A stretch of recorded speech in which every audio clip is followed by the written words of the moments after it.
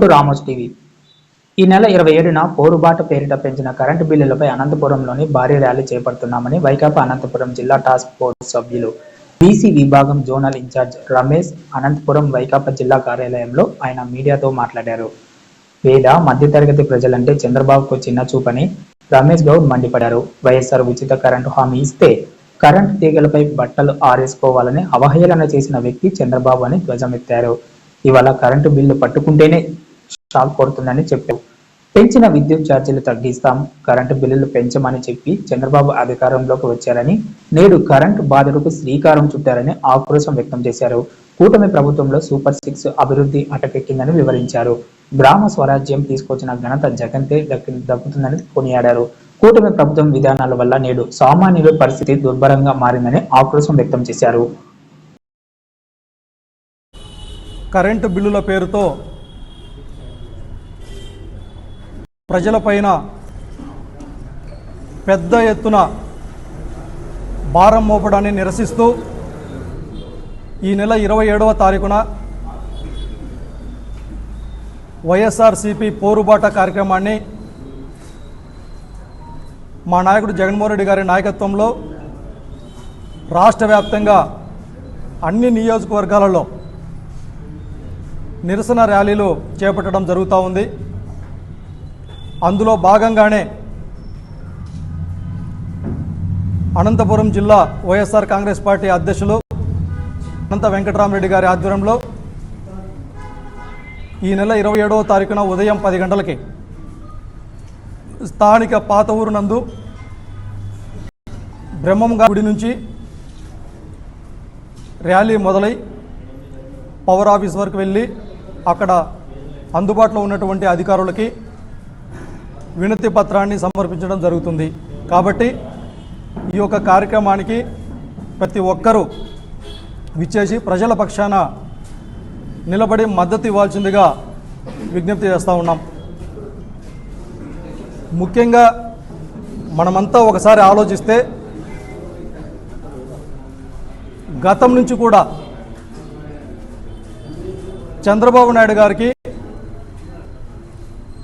పేద మధ్యతరగతి ప్రజలన్నా చాలా చాలా చిన్న చూపుగా ఆయన యొక్క ఆలోచన విధానం కావచ్చు, ఆయన యొక్క పరిపాలన కావచ్చు గతంలో మనమంతా చూసాం. దానికి ఉదాహరణ గతంలో కూడా దివంగత నేత డాక్టర్ వైఎస్ రాజశేఖర రెడ్డి గారు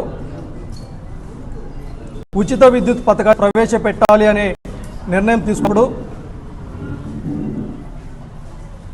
ఆ పథకం అమలైతే కరెంటు తీగల పైన బట్టలు ఆరేసుకోవాలని చెప్పేసి ఎద్దేవా చేసినటువంటి పెద్ద మనిషి చంద్రబాబు నాయుడు గారు. అదే కాదు, మా నాయకుడు జగన్మోహన్ రెడ్డి గారు ముఖ్యమంత్రిగా ఉన్నప్పుడు కరోనా లాంటి సమయంలో ప్రపంచమే తలకిందులు అవుతున్నటువంటి పరిస్థితుల్లో కూడా ఈ రాష్ట్ర ప్రజానికానికి అండగా ఉండాలా, ప్రజలు ఇబ్బంది పడకుండా ఎక్కువ ఎటువంటి పరిస్థితుల్లో కూడా పన్నుల రూపంలో ప్రజలపైన రుద్దకూడదు అనేటటువంటి ఒక ఉద్దేశంతో నాణ్యమైనటువంటి విద్యుత్తును సరఫరా చేస్తూ మరొక పక్క ఈ రాష్ట్ర వ్యాప్తంగా ఉన్నటువంటి ఎస్సీ ఎస్టీలకి 200 యూనిట్ల వరకు ఉచిత కరెంటు పథకాన్ని అమలు చేసినటువంటి గొప్ప చరిత్ర జగన్మోహన్ రెడ్డి గారిది. మరి ఈరోజు చూస్తూ ఉన్నాం, అత్యంత దారుణంగా దళిత వాడల్లో కరెంటుని కట్ చేస్తున్నటువంటి అధికారుల యొక్క నిర్లక్ష్య వైఖరిని కనుక మనం చూస్తూ ఉన్నాం. ఈ ప్రభుత్వంలో ఒకప్పుడు ఏదైనా పొరపాటున కరెంటు తీగలను పట్టుకుంటేనో దాన్ని టచ్ చేస్తేనో షాక్ కొట్టేటటువంటిది. మరి ఇవాళ చూస్తూ ఉన్నాం, కూటమి ప్రభుత్వంలో కరెంటు బిల్లులు పట్టుకుంటే షాక్ కొట్టి ప్రజలంతా అయోమయంలో తల్లకిందులు అయ్యేటటువంటి పరిస్థితులను మనం అలా చూస్తూ ఉన్నాం. కరెంటు బిల్లులు పట్టుకుంటేనే షాక్ కొడతా ఉంది. ఈ సందర్భంగా మేము అడుగుతా ఉన్నాం, ఎన్నికలకు ముందు ఇదే చంద్రబాబు నాయుడు గారు ప్రతి ఊరూరా తిరిగాడు. పెంచిన విద్యుత్ ఛార్జీలను తగ్గిస్తాం, భవిష్యత్తులో ఎటువంటి పరిస్థితుల్లో కూడా విద్యుత్ ఛార్జీలను పెంచబోము అని చెప్పి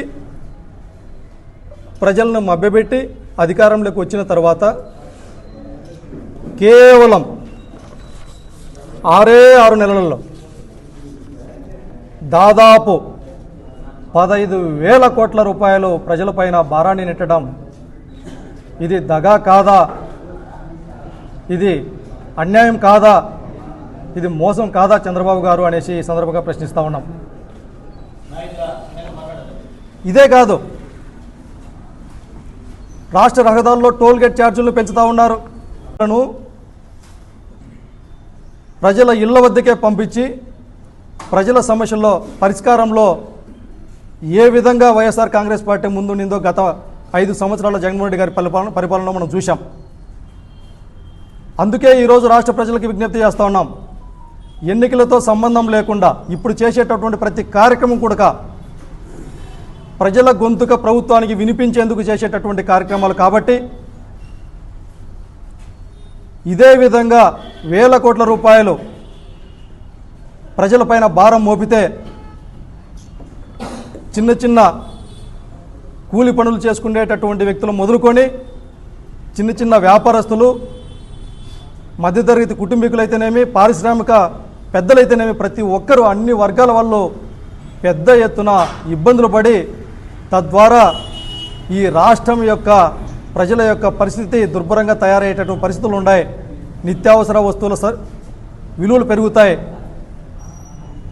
కేవలం ప్రజల గురించి ఆలోచించకుండా పెద్ద ఎత్తున జగన్మోహన్ రెడ్డి గారి నాయకత్వంలో ఉద్యమ కార్యాచరణ మరింత ఎక్కువగా చేసేటటువంటి అవకాశాలు ఉంటాయనేసి ఈ సందర్భంగా మీడియా సందర్భంగా తెలియజేస్తూ ఉన్నాం.